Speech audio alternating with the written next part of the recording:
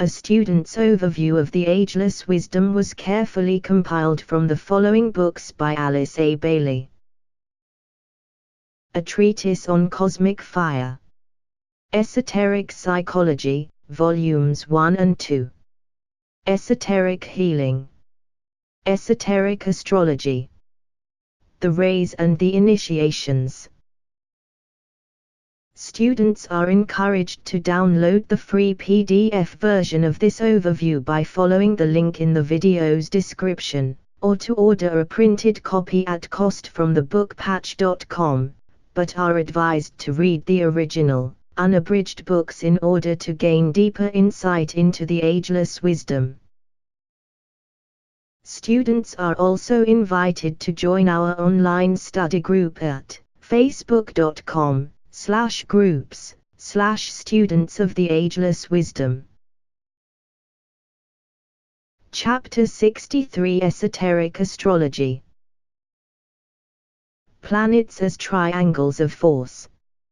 At the same time, it will be obvious to you that, in relation to these simple triangles, certain interlocking triangles also emerge, as for instance the zodiacal triangle of Leo, Pisces, Capricorn and the allied planetary triangle of Saturn, Uranus, Mercury. These two triangles pour their 6 streams of force into our 3 planetary centers at this time, vitalizing and stimulating the planetary triangle of Shambhala hierarchy humanity. Please refer to the tabulation on page 321. Behind these 3 stands a cosmic triangle, emanating 3 streams of energy which pour into and through the 3 lesser triangles, thus potently affecting every kingdom in nature. This cosmic triangle is that of the Great Bear, Sirius, the Pleiades. This paragraph simply summarizes the preceding pages and indicates the relation between 4 triangles of energy. End of page 321. The triangles and the centers. It is necessary to remember that all influences which impinge upon the individual or upon humanity as a whole pass through or are transmitted by one or other of the planetary centers. I have said little about these centers save to refer to the major 3 centers which we call Shambhala, hierarchy and humanity. We recognize them as I. Shambhala power purpose planetary head center directing will. 2. Hierarchy love wisdom planetary heart center directed love. 3. Humanity intelligence planetary ajna center directed mind. 4 other centers remain to be considered: the planetary throat center, solar plexus, sacral center and the center at the base of the spine.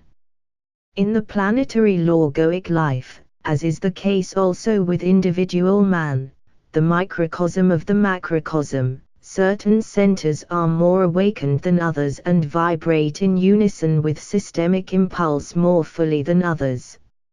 In the case of the planetary logos of our little sphere, the head center, the ajna center, the heart and solar plexus centers and the throat center are the 5 focal points of energy which are the most alive and vibrant.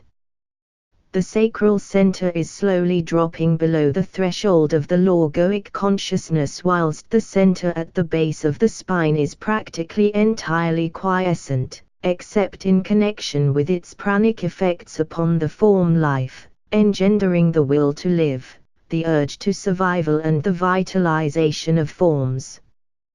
These facts will give you an idea of our planetary status in the great family of the central sun and indicate why our planet is not a sacred planet. No planet is a sacred planet unless the center at the base of the spine, speaking symbolically, is aroused and the great fusion of energies resulting therefrom has been effected. I refer to this particular world cycle and period and to the state of affairs in this the fifth or Aryan root race.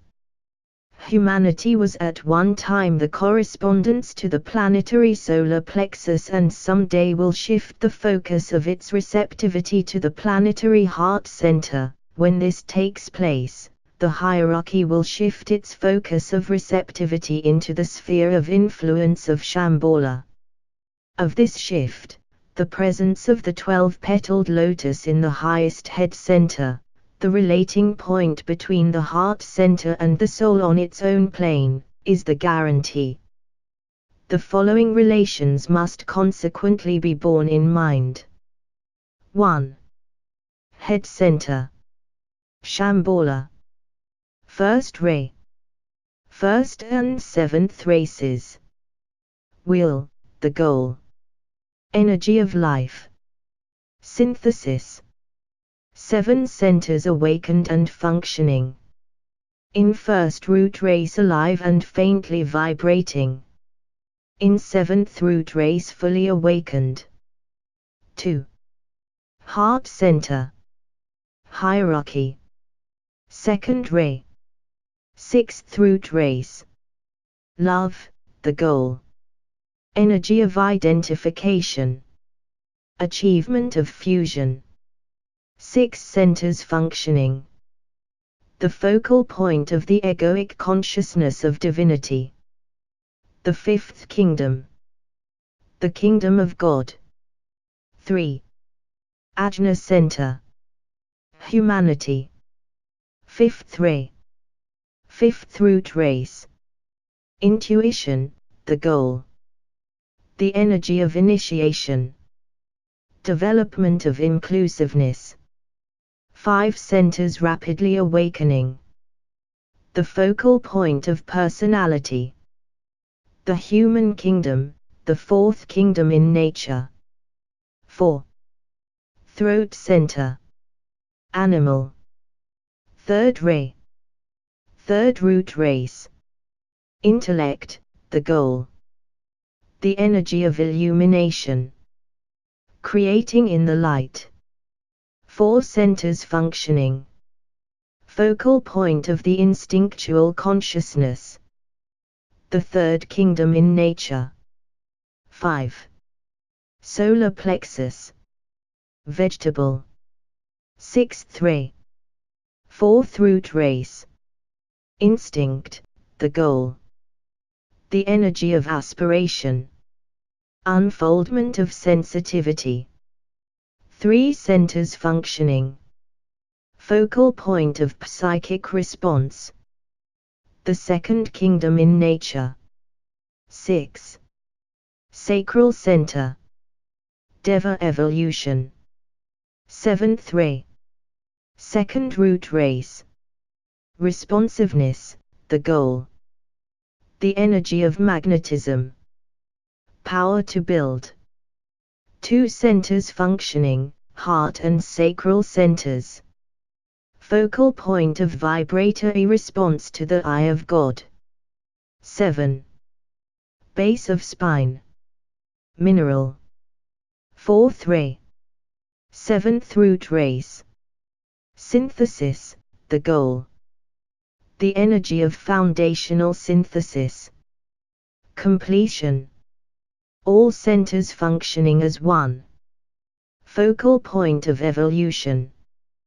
The first kingdom in nature. End of page 322. The preceding tabulation may serve to make a little clearer the present general plan or blueprint of the evolutionary development of consciousness.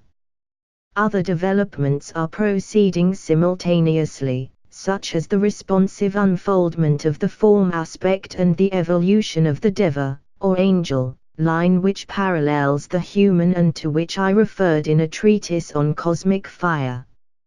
A third great scheme of evolution is proceeding, and that can only be referred to as the unfoldment of divine purpose on its own plane. Of this humanity has, as yet, no faintest conception because its consciousness is still held within the limitations of its own kingdom in nature.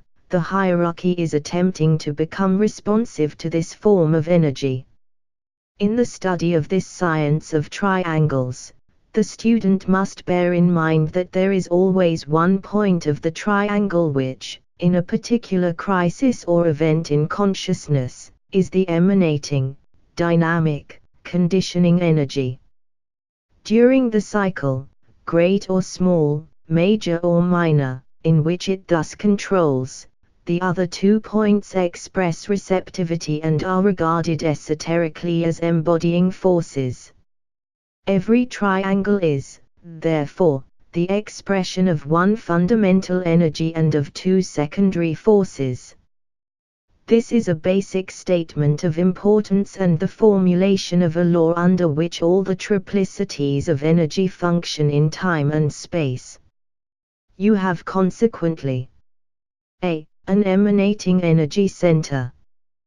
Dynamic expression of cyclic purpose. Positive qualified outgoing ray. Energy. Planetary, systemic, zodiacal and cosmic energy. The basis of hylozoistic, living, expression. B. A receptive force center. An evocative expression of the initial impelling energy. A synthesis of 2 forces, the emanating and the receptive. A qualified, conditioning secondary energy. Motivating. Blended energy, neither positive nor negative. C. A responsive point of negative energy. A major center, completing the grounding of the emanating energy. Responsive mainly to the second point of the triangle. Source of a violent interplay between the 2 points of the baseline. This distributing center can be a solar system, regarded as a cosmic center, a planet, which is a systemic center, one of the planetary centers, above referred to, a nation or an individual or one of the centers in the human etheric body. A close study of these energy streams will demonstrate 2 major movements. 1. A downflow of energy from an emanating center. This leads to I. Its merging with the energy of a center of reception and its consequent qualification. 2. Its transmission to and its evocative effect upon a second point or focal point of reception. Note, this leaves one side of the triangle as yet uncompleted. 3. The 3 types of energy, or rather one energy and 2 forces, proceed then with the following activities. A. Evocative energizing of a secondary triangle. B. Pouring down one side of this reflected triangle into the evoked expression on the physical plane. C. Producing manifestation, quality and activity. D. Forming a reservoir of descending and balancing energies. Some light on this most abstruse subject can be gained if the student will attempt to realize that the above diagram and subsequent statement describes his own involutionary and evolutionary history. It depicts the interplay of his monadic life, soul energy and personality force, as these 3 focus on the physical plane, producing manifestation and appearance. 2. A return flow of this qualified energy to its emanating source or the highest point of the major triangle. End of page 323. This produces 4. The completion of the 2 triangles, the real and the unreal. The building of the Antakarana is an aspect of this completion. This concerns the final building of the later stages of the Antakarana by the initiate. v. The transmission of force from the reflected or secondary triangle in the three worlds of human endeavor, or in the five worlds in the case of the evolution of members of the hierarchy, is into the same focal point on the baseline of the higher triangle which received the original emanating energy. 6. There are consequently 2 points of major importance in the higher triangle. A. The emanating point of positive conditioning energy. B. The point which receives into itself both the higher energy and the lower forces. This point is called the soul aspect of the triangle and is always the registering agent of consciousness. It is, therefore, the producer of crises, because the point where several energies meet is the source of crisis in the outer life. C. These crises are crises of initiation, and this is true of men as individuals, of nations and of humanity as a whole. D. The overshadowing triangle is the factor which produces by its flow into and out of the secondary triangle the moments in time and the events in space which lead to those episodes in the life of the soul wherein force becomes energy and energy becomes life. Summarizing what I have said. 1. Emanating, evocative and magnetic energies are the 3 types of energy, flowing from the superior triangle. 2. Receptive, distributing and critical force are the 3 types of energy distributed by the inferior or reflected triangle. 3. 2 points of energy are shared by both triangles along the baseline. When the work is completed, the baseline is formed by 2 blended streams of energy, which embody the energies of both triangles. 4. 1 point of energy, the magnetic point, produces involution and outgoing during the process of forming the lower triangle. In a later stage it, as a blend of energies, induces return of all the energies to the emanating source. At the same time, students must bear in mind that, owing to the great illusion, it may appear to them that the triangles are incomplete during the evolutionary process. The fact, however, is that in the eternal now all 3 sides of the triangles eternally exist and persist. The problem is found only in the consciousness of the subject but not in the reality. 5. It must be noted by the student that a. The masses of men express downpouring energy from the magnetic center. Their rightful trend is at present downward into physical manifestation and experience. B. Aspirants and probationers express responsiveness to the pull of the evocative center. Their urge is towards the path of return. C. Accepted disciples and initiates express the interplay along the baseline between the evocative and magnetic points. D. Higher initiates and masters utilize and express the energy blended in the magnetic center. They are returning or responding to the emanating center. 6. Thus the 6-fold triangle, objective and subjective, is completed. There are, as I pointed out earlier, 7 great crises in connection with the human being upon the path of evolution. They cover the earlier, the later and the final stages of his growth. These, it should be borne in mind, are precipitated through the conditioning influences of 7 great constellations. Let us consider them for a moment. End of page 324. The crises of the soul. Crisis quality constellation cross. 1. Crisis of incarnation individualization Cancer cardinal. 2. Crisis of orientation reversal Aries cardinal. 3.